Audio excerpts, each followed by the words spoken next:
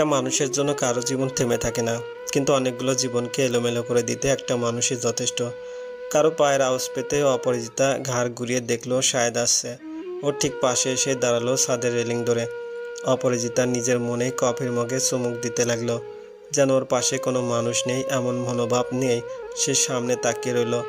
আজকের আকাশটা একটু আগেও অসম্ভব সুন্দর লাগছিল, কিন্তু এখন মনে হচ্ছে এতটাও সুন্দর না যতটা সে ভেবেছিল। আসলে অপছন্দের মানুষের জন্য সুন্দরও অসুন্দর হয়ে ওঠে। সায়রা বাসা থেকে যেদিন বের হয়ে এসেছিল মনে পড়ে গেল সেদিনের কথা। সেদিন তার পাগুলো যেন চলতে চাইছিল না, সিঁড়িগুলো কেমন ঝাপসা হয়ে যাচ্ছিল। রেলিংটা শক্ত হাতে ধরে চোখের ভিতরে তৈরি হওয়া অশ্রুকণাগুলোকে একসঙ্গে জুড়ে জলের ধারা বইতে দিল না। শক্ত করে চোখ বন্ধ করে ফেলেছিল সে। চোখের ভিতরে অশ্রুকণা বাষ্পায়িত করার পন্থা তাকে ভালোভাবে আয়ত্ত করতে হয়েছে সেদিন থেকে। যদিও চোখের পানির সাথে দুঃখকে গিলে ফেলার কৌশল মেয়েরা জন্মগতভাবে পেয়ে থাকে। লিফটে উঠলে কারো না কারোর সাথে দেখা হতে পারত, এমন অবস্থায় তাকে কেউ দেখলে নানান প্রশ্নের জন্ম হতো। এই জন্যই লিফটে ওঠেনি সেদিন। কয়েক মিনিট দাঁড়িয়ে নিজেকে একটু সামলে নিয়ে পা বাড়িয়েছিল সামনের দিকে। এরপরে আর পিছন ফিরে তাকায়নি। শাহেদের সাথে কোনোভাবেই যেন দেখা বা যোগাযোগ না হয় সেভাবেই চলেছে সে।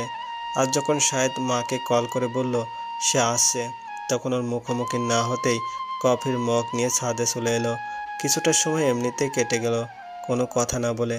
শুধু একটা কাক দূরে বসে কা কা করছে। খুব কর্কশ স্বরে ডাকলেও ভালো লাগছে অপরাজিতার।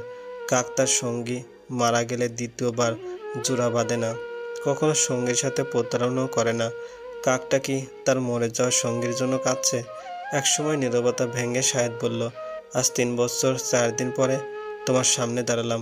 এর আগেও কয়েকবার ভেবেছি, কিন্তু সাহস পাইনি। অপরাজিতার কোনো ইচ্ছে নেই কথা বলার, তাই চলে যেতে পা বাড়াতেই শাহেদ মিনতি করে উঠল, প্লিজ জয়িতা, আমার কথাগুলো একটু শোনো। অপরাজিতা হেসে খুব শান্ত ভঙ্গিতেই বলল, জয়িতা অনেক আগেই মরে গেছে। ওই নামে ডাকলে কেউ আর জবাব দেবে না। আর সাবধান করে দিচ্ছি, আমাকে জয়িতা বলবে না। জয়িতাকে তো তুমি গলা টিপে মেরে ফেলেছো। আমি ক্ষমা চাই তোমার কাছে। কেন? আমার কাছে ক্ষমা চাওয়ার কি আছে? আর ক্ষমা করে দিলেই বা কি হবে? এতদিনের অপমান, চোখের পানি, সন্তানদের কষ্ট, ক্ষোভ, মায়ের চাপা কান্না সব কিছু কি ধুয়ে মুছে যাবে? জানি আমার ভুলের কোনো ক্ষমা নেই, তবুও মুখ দিয়ে একবার বলো ক্ষমা করেছো। মুখে বললে কি মন সায় দেবে আমার? এটা ঠিক। তুমি তো আবার মনের কথা বোঝো না। রসিয়ে রসিয়ে ঢঙে ঢঙে কেঁদে কেটে যা দেখানো হবে সেটাই তুমি সত্যি বলে ধরে নেবে। হৃদয়ের সাথে তোমার কোনো কানেকশন নেই। আমি আসলে এটা বোঝাতে চাইনি। তুমি কি বোঝাতে চাও না চাও তাতে আমার বিন্দুমাত্র আগ্রহ নেই। তোমাকে ছাড়া খুব তো চলছিল আমাদের জীবন, আমরা অভ্যস্ত হয়ে গিয়েছিলাম। আবার কেন এলে ঝড় উঠাতে? আমি শুধু ক্ষমা চাইতে এসেছি। ক্ষমা চাওয়ার দরকার নেই। শায়রা আর তোমার জন্য সবসময় শুভকামনা। শায়রা চলে গেছে আমাকে ছেড়ে, শুভকামনার দরকার নেই। অপরাজিতা অবাক হয়ে ব্যঙ্গাত্মকভাবে বলল, তাই নাকি? আমরা তো জানতাম তাকে নিয়েই দেশের বাইরে পাড়ি জমিয়েছ, সুখে শান্তিতে আছো। শায়রা ঠুকরে দিয়েছে, এই জন্যই এখন এখানে আসার সময় হয়েছে। 2 বছর আগে চলে গিয়েছে। এরপরে আমি একাই এখানে সেখানে ঘুরে বেরিয়েছি, কিন্তু কোথাও শান্তি পাইনি। দেশের বাইরে যাওয়ার আগেও এসেছিলাম এখানে, সে আগের মতো বেডরুমে ঢুকে যেতে পারিনি সেদিন। পা আটকে গিয়েছিল এক সময়। নিজের রুমে আধিপত্য থাকলেও নিজের জন্য সেটা হারিয়েছি। সেদিনই বুঝেছি আমি কতটা পরিত্যক্ত এই বাসায়। ড্রয়িং রুমে বসে থাকলাম। মা আমাকে দেখে খুশি হননি। আমাকে বললেন, কেন আসছোস? আমরা মরে গেছি কিনা সেটা দেখতে? বৌমা বাসায় নাই, আর বাচ্চারা তোর সাথে দেখা করব না। যেই বাপ সন্তানের কথা চিন্তা করে না, সন্তানরা কেন বাপ বাপ করবে? এই বাসা থেকে কেউ খালি মুখে যায় না। চা পাঠাইতেছি, খেয়ে যা। এরপরে মা ভেতরে চলে গেল। আমি কিছু না বলেই বেরিয়ে গিয়েছিলাম। মা আমাকে এতটা ঘৃণা করেন। মায়েরা কখনো সন্তানকে ঘৃণা করতে পারে না, তারা অভিমান করে, কিন্তু ঘৃণা করতে পারে না। মা তোমাকে এক মুহূর্তের জন্য ভুলতে পারেননি। কেমন মনমরা হয়ে থাকতেন মাঝে মাঝে, বিশেষ করে যখন তোমার পছন্দের খাবার টেবিলে থাকতো। সে খাবার তার গলা দিয়ে নামতো না। ছেলে শত অন্যায় করলেও মায়ের মন সন্তানের জন্য কাঁদে। এইসব দেখেও আমি না দেখার ভান করে থাকতাম। উনি কখনো চাইতেন না কেউ ওনাকে সান্ত্বনা দিক। আর কে কাকে সান্ত্বনা দিবে? সবাই তো দুঃখ কুয়ার চারপাশে ঘুরছিলাম। শায়রার সাথে জড়িয়ে গেলেও আস্তে আস্তে আমার ভিতরে অনুতাপ আর হতাশা জেঁকে বসেছিল। শায়রার আসল চেহারা স্পষ্ট হচ্ছিল আমার কাছে। ওদের মতো মেয়েদের নিয়ে সময় কাটানো যায়, কিন্তু সংসার করা যায় না। এর জন্য তো আমাদের মতো পুরুষরাই দায়ী। আমাদের মতো পুরুষদের জন্যই তো সায়রাদের উত্থান।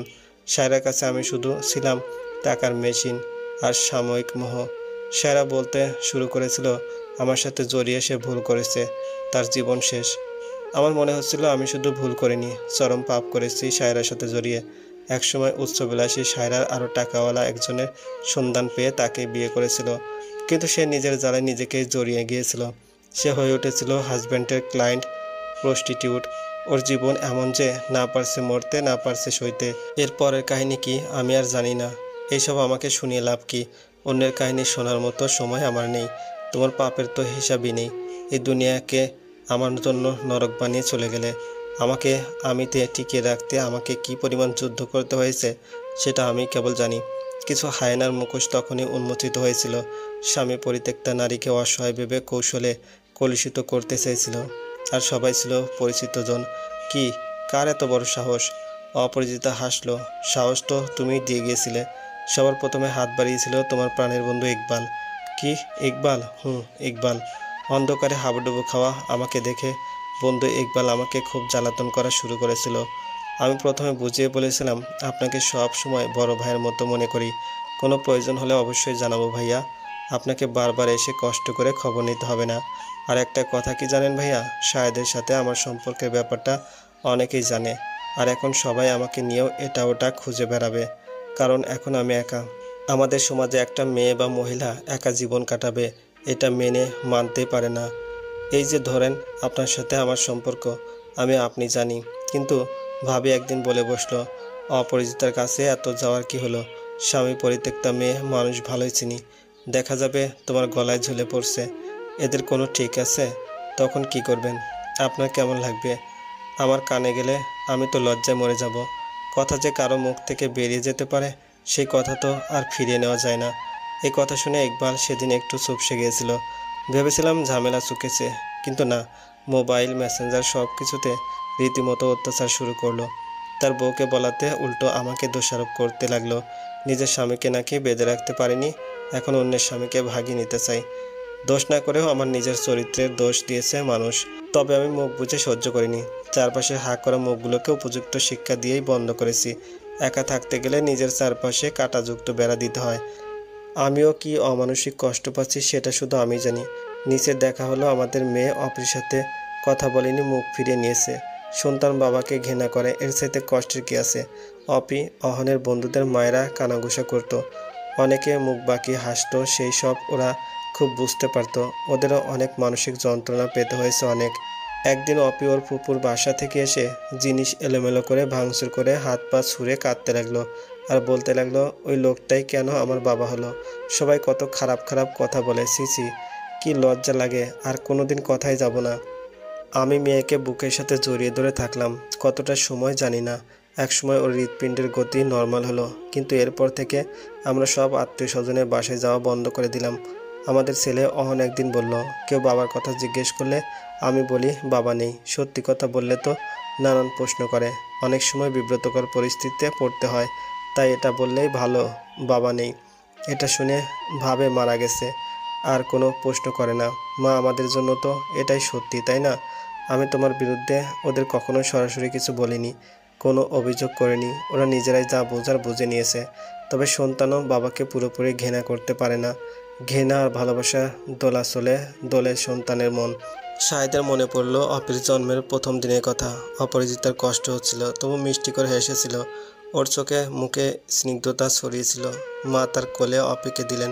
অন্নবস্ত হাত কাঁপছিল, বুকের সাথে লাগিয়ে রেখে ওর ছোট্ট হাত ধরে বলেছিল সে, এই হাত কখনো ছাড়বো না ছোট্ট মা। কি আশ্চর্য, কি অনায়াসে শাহেদ ছেড়ে দিয়েছিল এই ছোট্ট হাত। শুধু স্ত্রী মনে প্রাণে ঘৃণা করে, তাই না? এটা ঠিক বলেছ। একজন স্ত্রী তার স্বামীকে যেমন উজাড় করে ভালোবাসতে পারে, তেমনি উজাড় করে ঘৃণা করতেও পারে। যেমন আমি তোমাকে ঘৃণা করি। আমার পাপের শাস্তি আমি পাচ্ছি। কী করলে তোমরা আমাকে ক্ষমা করবে? ক্ষমা করা না করায় কিচ্ছু আসে যায় না। জীবন চলছে জীবনের নিয়মে। তোমাকে ছাড়া আমাদের, আমাদের ছাড়া তোমার, তোমাদের ছাড়া যে আমার এই জীবন খুব কষ্টের। তুমি নিজের সুখের কথা চিন্তা করে আমাদের ছেড়ে দিয়েছিলে। এখন সায়রা তোমাকে ছেড়ে দিয়েছে বলেই বলছো এই জীবন কষ্টের। সায়রার সাথে ভালো থাকলে এখানে কখনো আসতে? ক্ষমা চাইতে? ভালো থাকবো কি করে? কাউকে কষ্টের সাগরে ভাসিয়ে দিয়ে কখনো সুখে হওয়া যায়? কষ্টের প্রতিটা নিঃশ্বাসে হিসাব তো প্রকৃতি নিজের হাতে নিয়েই ছাড়েন। জীবনের এই শেষ মুহূর্তে এসে দাঁড়িয়ে আমার জীবনে হিসাব শূন্য। তোমাদের ক্ষমা পাওয়ার যোগ্য নই জানি, তবুও পারলে ক্ষমা করো। আমার হাতে আর হয়তো বেশি সময় নেই।